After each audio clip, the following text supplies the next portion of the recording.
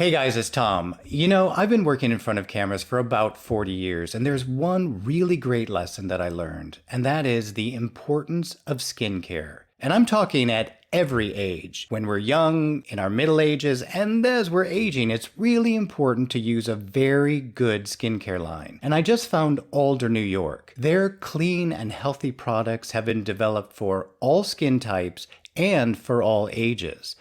I just used the gentle cleanser and my skin feels really great. It's not dry and tight like so many other cleansers can make your skin feel. One of the best things about Alder, New York is that it's queer owned and operated. So not only will you be able to support the health of your skin, but you'll also be able to support our community. And the folks over at Alder are going to give you guys a great deal. Go on over to our link, which is at www.aldernewyork.com/no2gaysabout it. And don't forget that /no2 They will give you 10% off your entire purchase. So take care of your skin, support our community, and save some money. Well, that's a win-win and a win. And there is no two gays about that.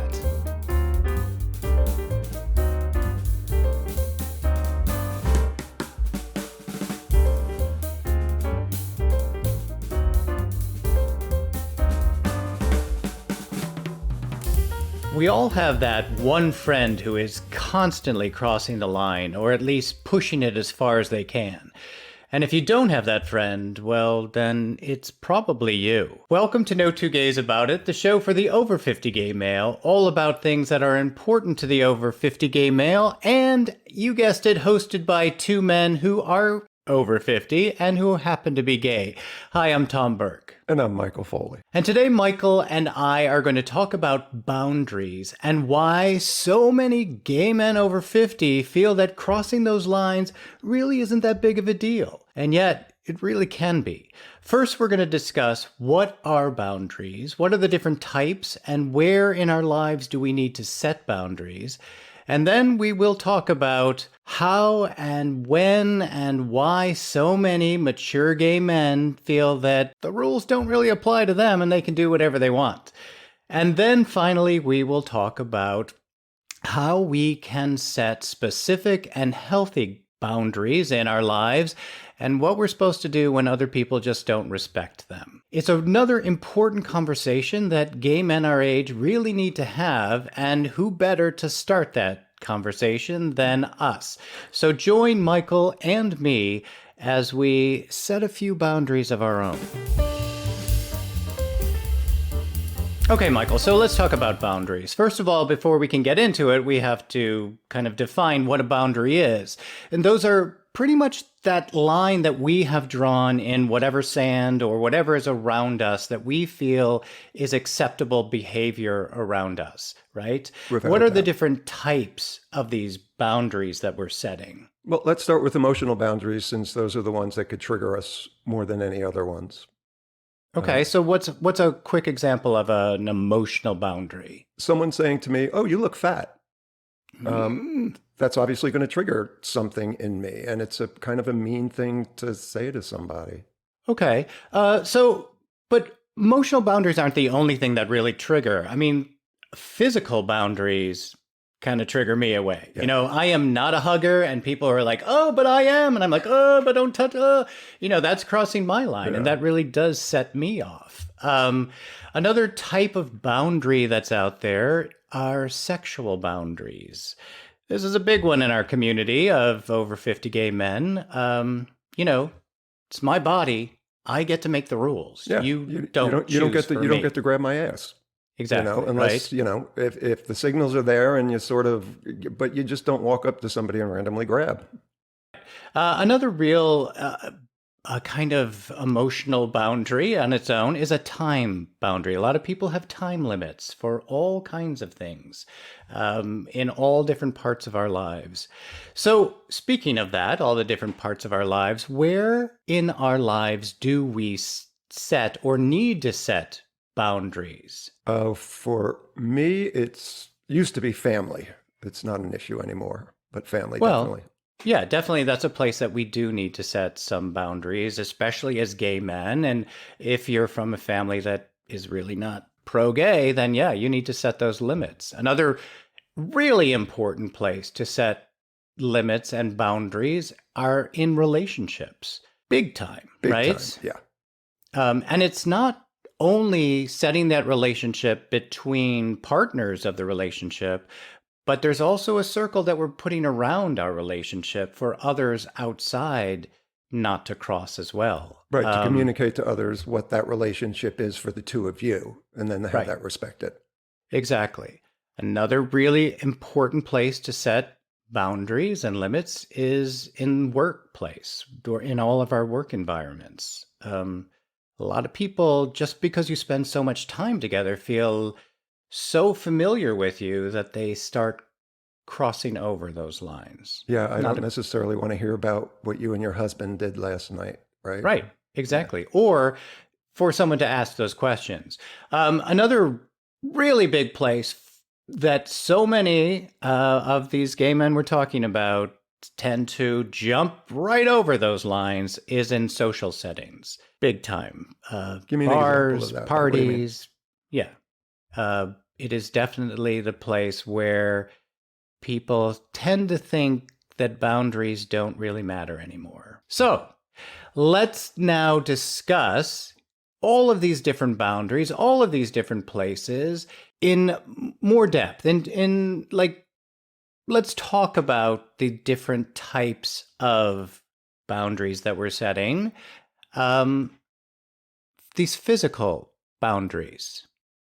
Yeah. Really important. Absolutely. Especially, I think, for a lot of us single guys. You know, if you're out in a bar environment or you're in an environment that's full of single gay men, there's a liberty that's taken that might not necessarily be appropriate with someone who's not on the same level that you are, or in the same place, or, you know, I don't want somebody grabbing my ass who doesn't know me.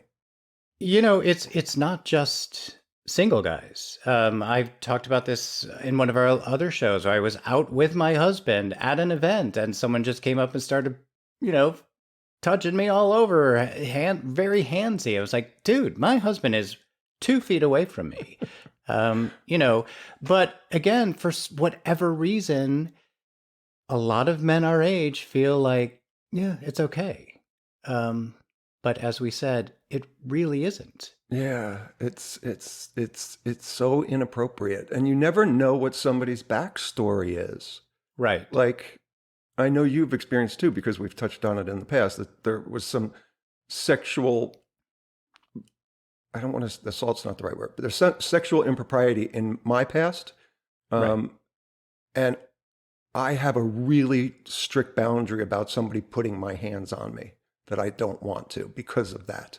So you never know somebody's backstory or what's going on with them when you just walk up to somebody and paw them. Right. You don't know what that brings up. And it should be something that, you know, as we get older, we become more aware of it. And I just don't see a lot of people out there who abide by that rule. Well, you know, it's not always such a sexual thing either. The physical boundaries that we need to set. Like I said, I'm not a hugger. My family, big surprise, you know, I don't think we ever touched each other or, you know, actually looked at each other in the eyes. So, you know, the way I was raised, I wasn't one of those like, oh, come here. And when people do that to me, I freeze up. I kind of get really stiff and they're like, oh, come on, I'm a hugger. I'm like, yeah, but I'm not. And don't put that on me. Yeah, and it's totally not a sexual thing. No. And that's a very easy remedy because I'm a hugger. And if I'm leaving, I say to the person, I'm a hugger. Is it okay? Like that little moment of seeing if somebody else's boundaries match mine. And if they say, I'm really not, then a handshake works. Yeah. There are so many other sort of physical boundaries that we have to set. One of them, you know, my husband, Scott, talk about him often, is diabetic. And one of his physical boundaries that he has to keep is he has to always be eating at whatever certain times, you know, to keep his sugar levels or whatever it is intact. And we will be out somewhere and be like, oh, you know, Scott really needs to eat. And I'm like, oh, he can eat later. Yeah. No, actually he can't. Otherwise he's going to go into some sort of coma, and then it's on you. So there are all these different types of physical boundaries that we do need to set and be very kind of specific with. And clear. Just make sure somebody Oh, is aware. Like if that person who says to you, "Oh, he could eat later," say, "Actually, no, he can't because he's a right. diabetic and he has to," And then maybe there's that moment of realization for them going, "Oh, maybe I shouldn't have brushed that off as easily as I did," because their boundaries are different. Most people always, whatever our boundaries have, are very acceptable and respectful. But there are so many people who are not. One big area that we really need to have a lot of boundaries in is in our friendships.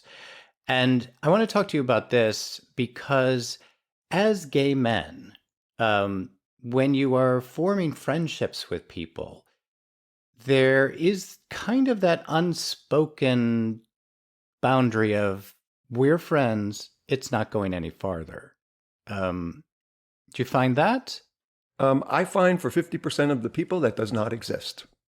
Because in my experience, even if you're on the friendship page, they may not be, and yet they'll conceal it, which to me, I Yeah. struggle with all the time because it's so unfair and dishonest. And I just wish guys would really wrap their head around the fact that not everybody is going to be into them, and because somebody wants to be your friend doesn't mean you want to sleep with them. Right. Well, I know I've talked about this as well. In my youth, in my 20s, I had my friend wing girl, Julie, it was like her job to tell everyone, you're just going to be his friend. He's not going to sleep with you. That was male and female. It was great to have that person. But do you feel as a single guy that you need to set that limit when you are meeting somebody new? Again, it seems like it's an awareness that men should have, but for some reason don't. It seems to have been stunted. I remember this T-shirt in Provincetown back in the 80s that said, "Hello in Provincetown means let's fuck." And I think Wow. I know, but it was funny because it was based in truth, because that's how so many people, gay men, their mind works. If somebody says hello to you and is friendly, they automatically go, "Ooh, they want to sleep with me." And that's not necessarily always the case. And within 5 minutes, you could tell. So, don't ignore the other person's where they're coming from, because again, it's frustrating. It causes me to shut down and not to let people in, because I've been in that situation often because I am single. Right. And, people say, "Oh, he's single. He's talking to me. Something's going to happen." And that's not always the case. So you have this group of friends that you go to trivia and bingo nights and all that stuff. Did you have to set boundaries or rules with them? I'm just curious because I'm not single and I'm not out there, and I don't understand, like, how do these guys not get it? Well, these guys do.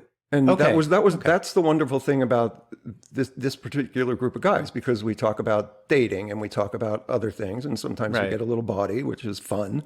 And I think you could tell everybody's on the same page. There's not that one person who is sitting next to you and puts their hand on your thigh or rubs you, or because then I would not put myself in that situation anymore. Because Okay. but so for me, I tend to gravitate toward people who you could tell immediately that they're on the friendship page, right? Yeah. And then there's Yeah. that person who is like, "Oh, I'm not there." But then for whatever reason, you see these little signs as the relationship develops, the friendship develops, that, "Oh, I don't think they're on the same page." And I know all gay single guys have more than likely been in this situation where you're on the friendship page and they're sort of pushing something else, and you try to be nice. Yeah. Because I've said to people, a number of times throughout the course of my life, we're not on the same page, and I just want to be friends. And then what happens with that other person who wasn't on the same page, they just cut you off. It's done.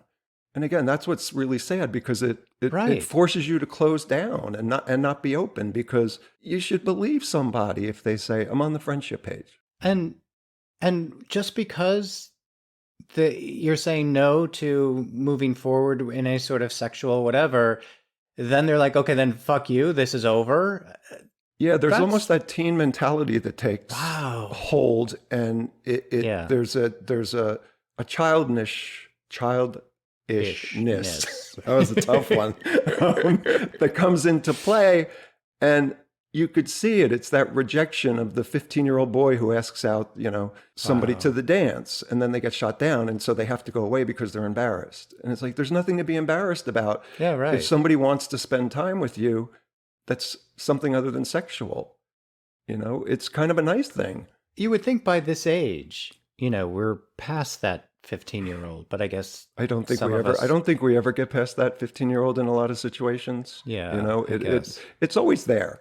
It's those wounds that are buried really deep, and just depending on the moment, Right. something comes up, and hopefully if you're mature enough, you're able to go, what the hell is that? And sort of take a Yeah. look at it and approach it in a healthy way, as opposed to going and running away and not confronting it, because then it will never go away. Right. So this then takes me over to, boundaries and limits that we're setting in relationships. And as I said earlier, it's not just the relationships between the two people in it, but also this kind of circle that we're drawing around us. Because as a married guy who's been in a committed relationship forever, there are those people who come up to us, or up to our little bubble, and we're like, well, I'm going to come in and be part of this. Right. Or you're going to, like, don't you want to sleep with me? I'm like, no, we have a committed relationship. This is what we have set. So And let me ask yeah. you a question. How, when that arises for you, how do you and Scott deal with it? Do you guys confront it and have a conversation, or do you just separate yourself from the situation? I'm not following you there. So let's What do say you mean have a somebody conversation? let's say somebody comes up to you Yeah. and says, "Ooh, I want to be part of it. Let's have a throuple, or let's do a Right. three-way," or implies that to you. Do you confront it directly? Yeah. I mean, I would be like, oh, yeah, that's really flattering or whatever, but no, thank you. More often, people just think that come up and be like, hey, let's you and me do it. I'm like, no, sorry, we're in a committed relationship. And they don't always accept that or respect that. Then there's that constant pushing of like, no, but come on, no, you can't be. Nobody's in a committed relationship. There's no f***ing way a gay guy I'm like, what? So yeah, that happens kind of more often than I'd rather. And then let me ask you a question. Yes. Does that person all of a sudden disappear from your life because they're like, oh, well, I can't be bothered then? No. Oh, that's good. But also as I said, the guys that are doing this are not going to respect any sort of boundary or limit anyway. So they just keep going and keep going and keep going until it's finally like, dude, enough. Never going to happen. Thank you. But there's a lot of other guys out there. But as you were saying, just in like when finding friends and that stuff, there's just a certain guy who is never going to really play by the rules and think that he is above it all. Yeah, God, I can't figure that one out. I mean, I could see when you're younger, you're more willing to keep pushing, but as you get older, just not to be able to read somebody else's signs is Right. such it's so disappointing to me in Right. so many different situations. So what about in kind of the working world? As we mentioned earlier, there are a lot of people who like to cross that line, who either they like to talk a lot about certain things that is just not our business and is not appropriate for work. But then there are those other people who want to be asking all those questions. Yeah, I'm assuming you get that a lot because you deal with a lot more people on a daily basis in your work life than I do. So Right. I'm assuming in situations where you're giving someone advice on career that they sort of wander off to another path. How do you deal with that? Like, what do you do? Definitely in my job, I hear a lot of things I really don't need to hear or know or want to know about. But more so than with gay men, but with straight women, they want to know all the stuff. They want to know all the details, and they want to ask all these inappropriate questions. Be like, hey girl, I've got this. I'm like, no, no, no, no, no, no, no. We're not going to do that. Or they're always like, oh, come on, all gay guys do this. No, they No, they don't. don't. It's like we're not cookie cutter Yeah, men. that's We're the not. thing, We're all right? very different shapes, sizes, emotions, Right. feelings. It's like We're just like we're everybody not all else. your best friend. We're just not. Right. Yeah. So definitely during in some work situations, there are a lot of gay men though who are like, "Oh, wait, do you hear what I did all weekend?" Like, don't really want to know that stuff about you. Thank you very much. This is not the place to be talking about it. And also, as we discussed, this social world, social settings, not just bars, but a lot of social places is where a lot of us mature gay men decide there are no limits, there are no boundaries. Can you give me an example of that? Well, like I said, I was at an event and someone came up and was started like touching me all over, just, oh, but we're out having fun and we're all drinking and not appropriate. Or, It was this person was coupled as well. yes. See, that's an interesting little ball right there to unravel. Because, like, what does his partner think when he sees his husband pawing somebody else? That must affect Right. his husband's boundaries, right?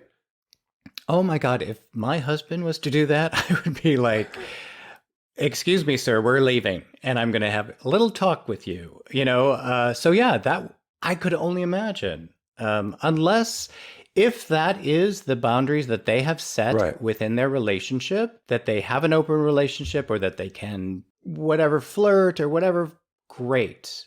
As long as they set that together. But if they haven't, I could only imagine how that would hurt the other person. Yeah, exactly. Yeah, So, that's an interesting situation. well, it's, people are weird. And that's what we're trying to figure out. Like, why at this age are we still doing all this 15-year-old boy stuff? Well, and like you said, if you want to do it, at least be honest and open about it and be willing to look at somebody else's boundaries in the process and get where the other person is coming from as well. Yeah. Like, do what you want to do. But if you see Right. you're making somebody else uncomfortable, don't do it. It's not that hard. Yeah. It's just, unfortunately, these guys we're talking about, they just don't stop. They just keep pushing and pushing. Like, how far can I take this? And Well, I do think that, because there are those people who will eventually just go, oh, all right, whatever. yeah, right. They wear you down. But you throw your bobber in the water enough, you're going to get a bite eventually. And we're going to talk about this in our next section of like, what are we supposed to do? But a lot of people just go, oh, well, that's just Bob. Yeah, just, that's just the way he is, kind of thing. I don't think excusing someone's behavior like that is a good thing to do. Yeah, I don't either. Okay, so this also is going to come on to you a bit more. Boundaries, sexual boundaries.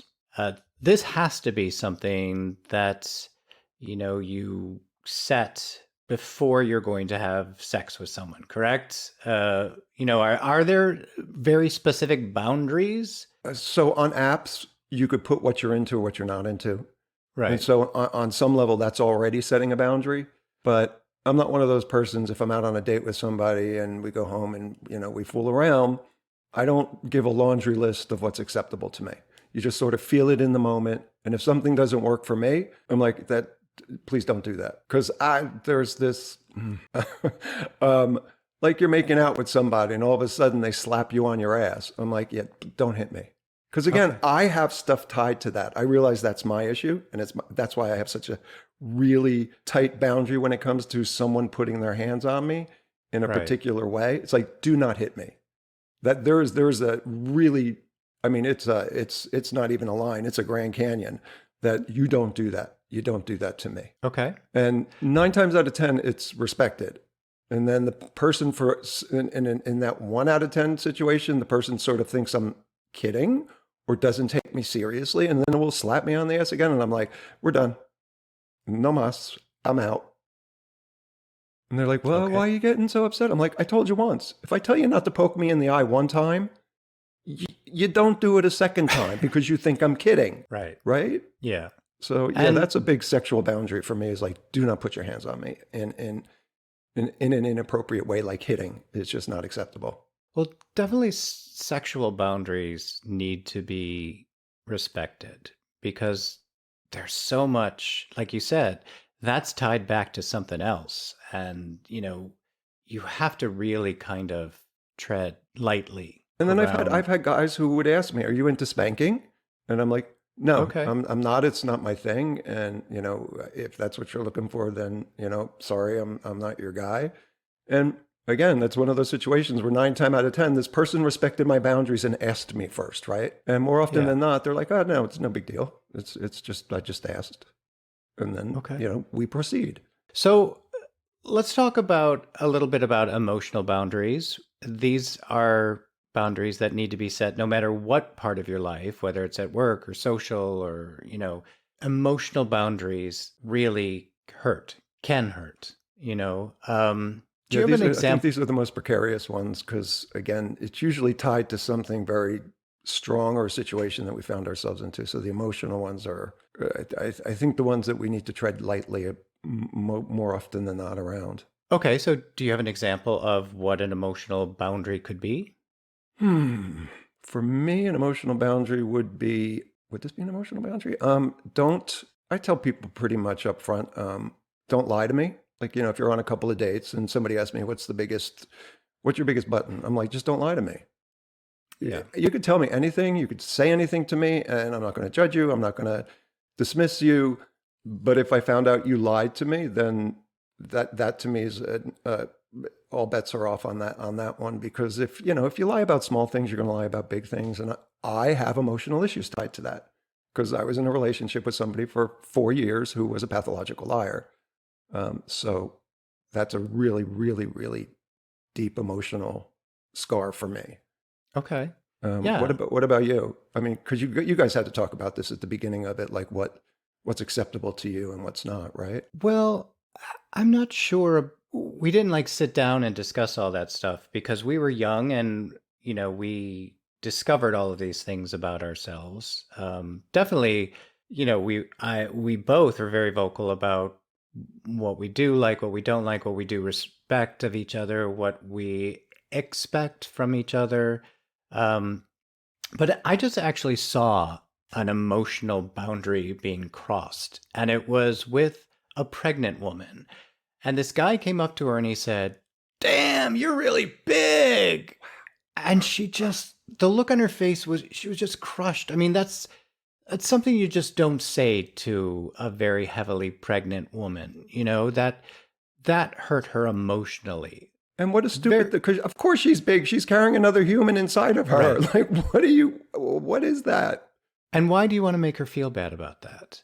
And that is a boundary that I see a lot of gay men our age crossing when they know something's going to hurt or bother another guy and they say it for whatever reason to Mm, make themselves feel better yeah. or feel, bigger. But that is something that I see often with our community. And I That do I'm think going it to, comes down to exactly what you just said. It's to make themselves feel bigger or to make them yeah, feel a little superior. That, right. hurting somebody for some strange reason is their go-to. Yeah. It's unbelievable that we're going to hurt each other within our community. I know we talk about this all the time that we all we have is each other, and Yeah. like why are we not supporting ourselves? But I do see that, and I am on the other end of that often where somebody will come and try to like cut me down in some way in a very like trivial like ha ha ha ha, kind of, oh, I was just kidding kind of thing, and you're like, no, you weren't. Um, Those are the attempts at the deepest cuts, is when the person says, "Oh, I'm just kidding." yeah. It's like, yeah, I no. didn't really mean Yeah. that.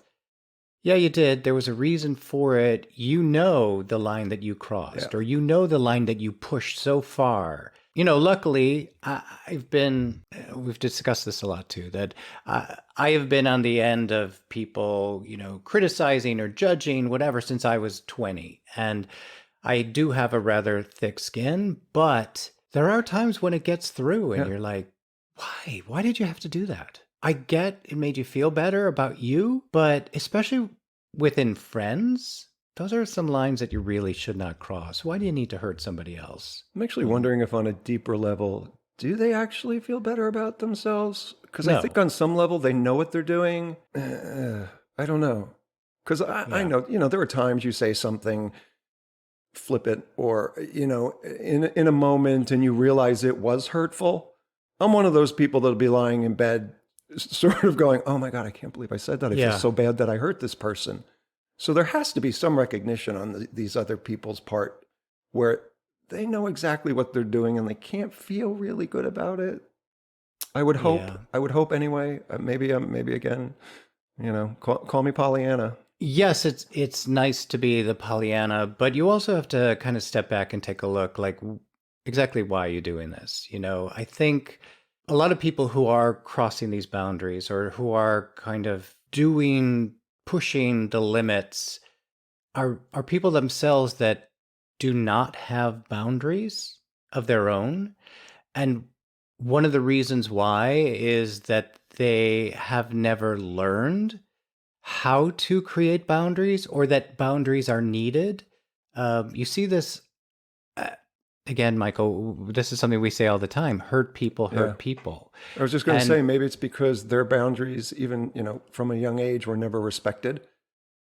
Like a lot of guys our generation, and we've talked about this before too. You're called a queer, you're called a fag, you're treated yeah, brutally, and so your boundaries aren't being respected. So the only way you learn to survive is to turn that around and do the same thing to other people. well, exactly. I mean, they did not have appropriate models showing them what boundaries are and how not to cross them. So, yeah, they're out there. Perhaps this is one of the reasons why they are crossing those lines, why they are trying to feel better about themselves by just, I'm just kidding, whatever. I don't know about that. Yeah. We know what boundaries are. We know where we should have them in our lives. We know that there's a lot of guys in our community who are not respecting these rules that we're setting. So let's talk about that. How can we set specific and healthy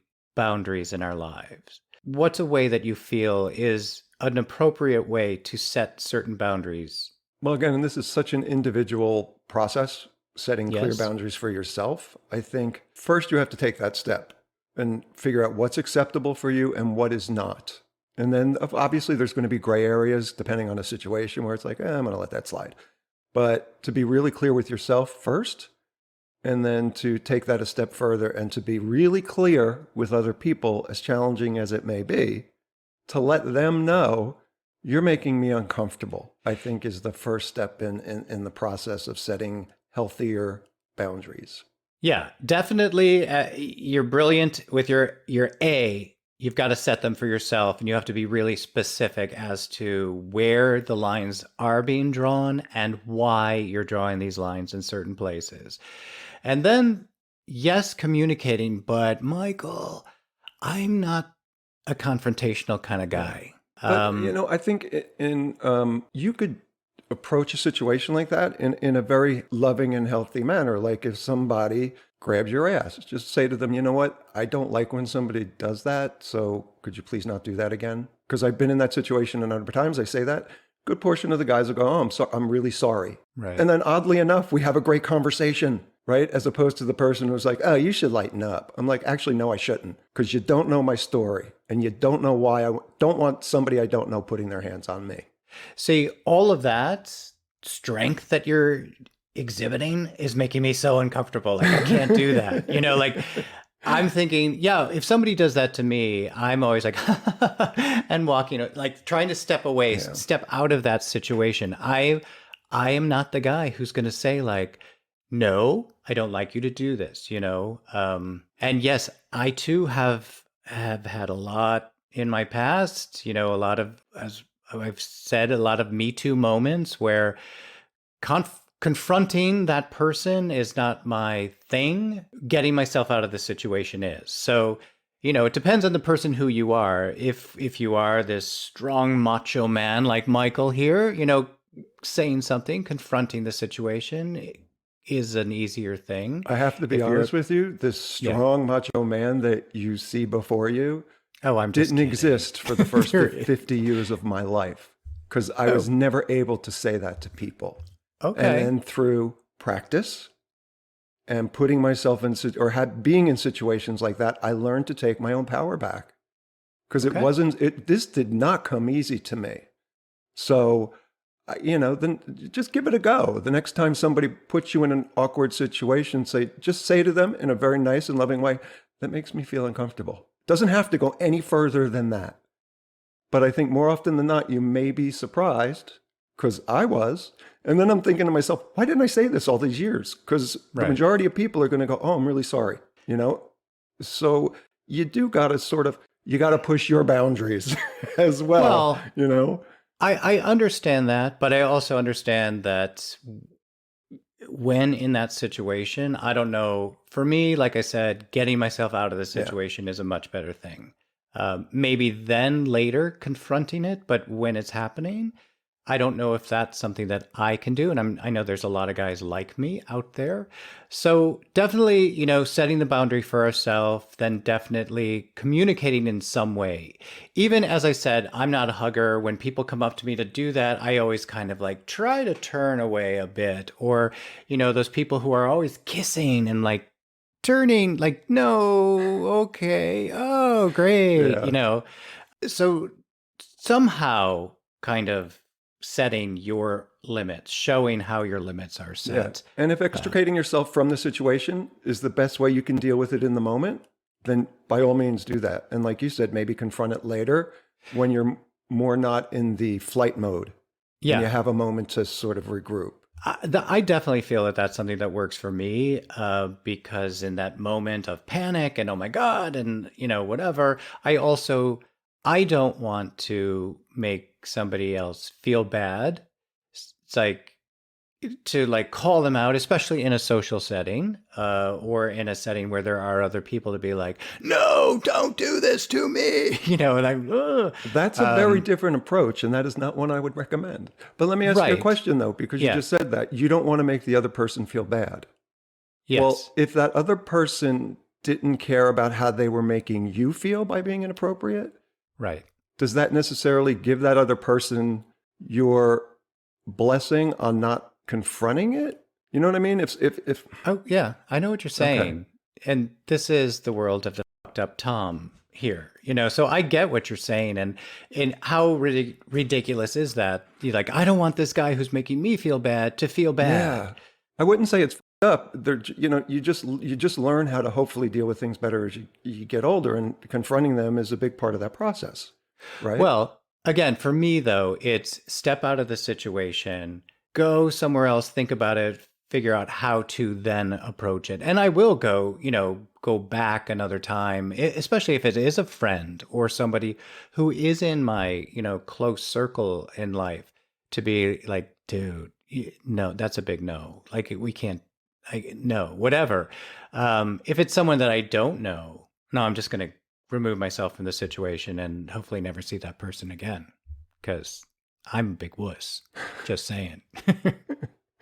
Yes, I've learned that about you. That Oh, you're come not that on. you're a big wuss. That confrontation is a little bit more of a challenge. And I don't call Definitely it not my thing. confrontation. There's confrontation that's unhealthy, and then there's confrontation I think that benefits you individually and possibly also the other person because it gives them m- more of an understanding about who you are, right? So, and again, that's why when I started doing this and calling people out, I was stunned at how many people were willing to listen to me. And again, like I said, I'm just like, why the did I wait all these years to just call somebody on something that made me uncomfortable? I spent 40 some odd years feeling uncomfortable because I was like you. I didn't want to make the other person feel bad. Right. But more often than not, the other person may respect your boundaries and go, oh, I'm genuinely sorry. I didn't mean to make you feel uncomfortable. Okay. So maybe I need to work on that a little bit. I think we all need to work on a whole bunch of things in our lives. Let's throw it out to all of these guys who are watching and listening to us, and they are the most amazing guys, are they not? Without a doubt. Just the response that we're getting from you, how you are all chiming in by leaving us comments, sending us notes, emails. It's so great. But one of the really greatest things is watching how then you're reacting to each other. And you're like, whatever topic we're talking about, like I said, we're just starting these conversations and we want all of you to continue them. But to watch someone comment and then go like, oh, you know what, this is what I did. And then someone else say, you know what, that worked for me too. Yeah. So I would love to throw it out to all you guys out there and let us know how you deal with people who are crossing your boundaries. Are you a fight or a flight guy? Are you, confrontational? What is it? Who are you? How do you do this? Please leave us comments. If you're watching us on YouTube, as Michael said, like and subscribe, please. But then leave us a comment and tell us, how do you deal with these guys who are constantly crossing the line? Yeah, and we so appreciate your taking the time to actually share your stories. Yeah, with us, like we share our stories with you. It's a privilege. It's exactly why Michael and I are doing this, because, as I said, we want to start these conversations that guys our age should be having, and we want you to join in.